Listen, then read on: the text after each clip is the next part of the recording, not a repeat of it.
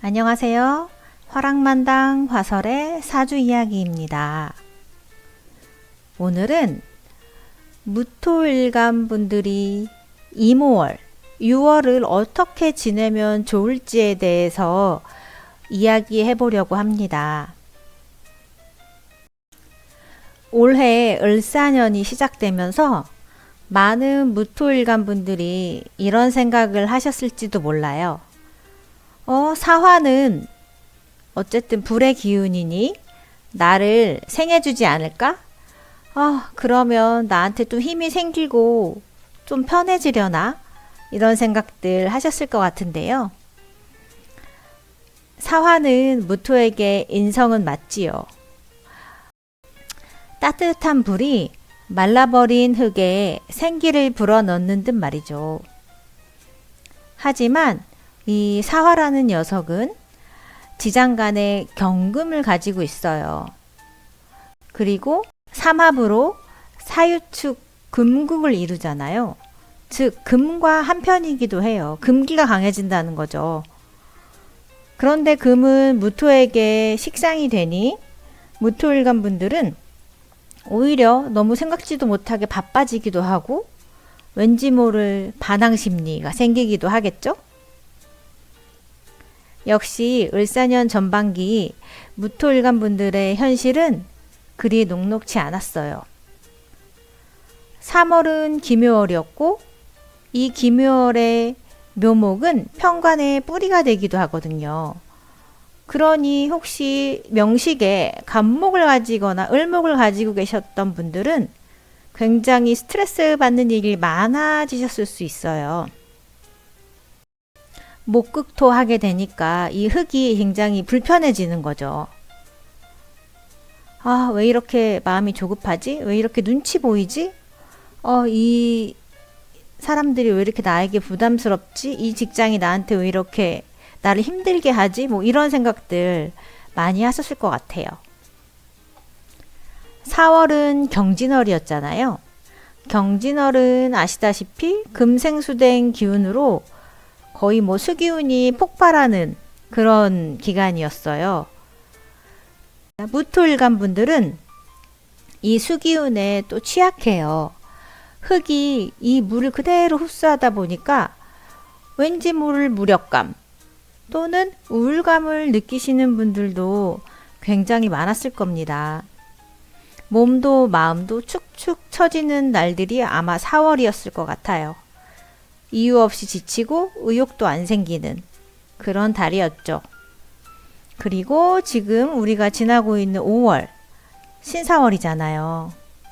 신사월은 다들 어떻게 지내고 계시는지 모르겠는데 정말 무토에게는 무토를 시험하는 그런 기간인 것 같아요. 조금 더 신경 써야 되고 정말 중요한 기간이죠. 왜냐하면 이 신금이 무토에게는 상관의 기운이잖아요. 근데 그 상관의 기운이 신사월 천간으로 왔단 말이에요.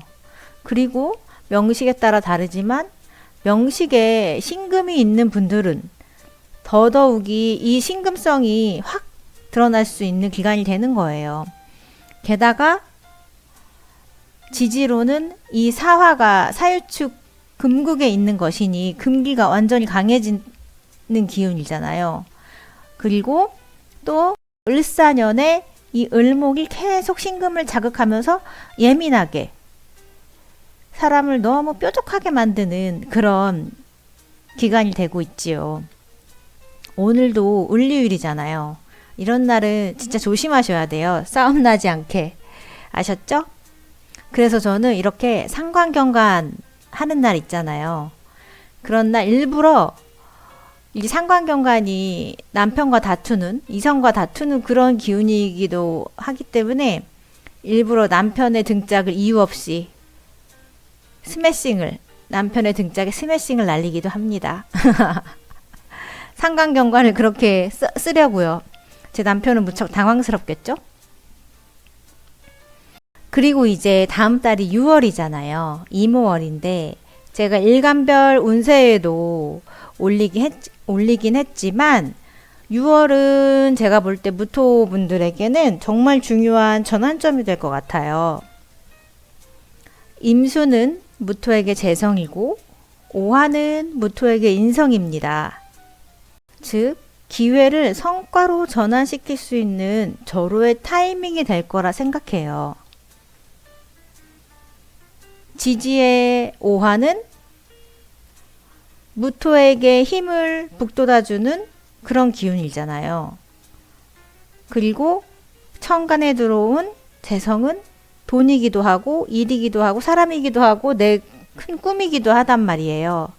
그렇기 때문에 굉장히 요 기운이 함께 들어왔다는 건 내가 지금 6월 동안은 준비를 뭔가를 많이 해서 기회를 만들어가는 그런 시기로 만들어야 한다. 이렇게 생각해 주시면 좋을 것 같아요. 이런 이모월에 무토가 이모월을 무사히 지낼 수 있는 방법 3가지를 말씀드리려고 해요. 첫 번째, 흙이 물을 다스리는 법을 기억하라. 임수는 큰 물이기 때문에 자칫하면 범람이 되기도 해요. 우리가 비 많이 오고 하는 날에 가끔 산사태가 일어나잖아요. 그런 것처럼 물이 너무 많이 들어오면 이 흙이 무너집니다. 그런 현상이 생길 수 있기 때문에 우리가 더 단단하게 그 흙을 다져가야 되는 거예요.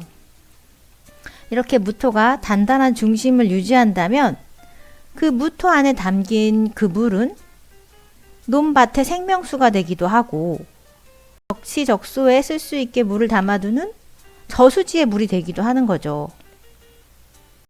이 말은 곧 돈과 정보, 기회가 들어올 수 있는 때라는 것입니다.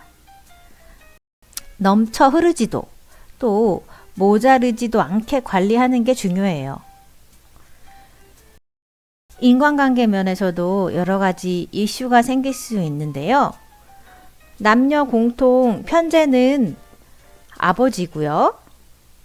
그리고 여자분에게 편제는 시어머니가 돼요. 또한 지지로 들어온 오화는 남녀 공통 정인이니 어머니이거든요. 그래서 어머니와 관련된 이슈도 생길 수 있어요. 특히 6월 12일, 9월 20일 이런 날은 수기운이 왕성한 날이니 이런 날 특히 이 육친과의 관계에 주의를 하시면 좋겠습니다. 사랑관계는 내가 얼마나 그들을 이해하냐에 따라 달린 것 같아요. 먼저 안부를 물어보는 것도 육친으로 인한 큰 감정 소모를 대신할 수 있는 좋은 개운법이 될 것 같습니다. 두 번째, 인성을 활용하라.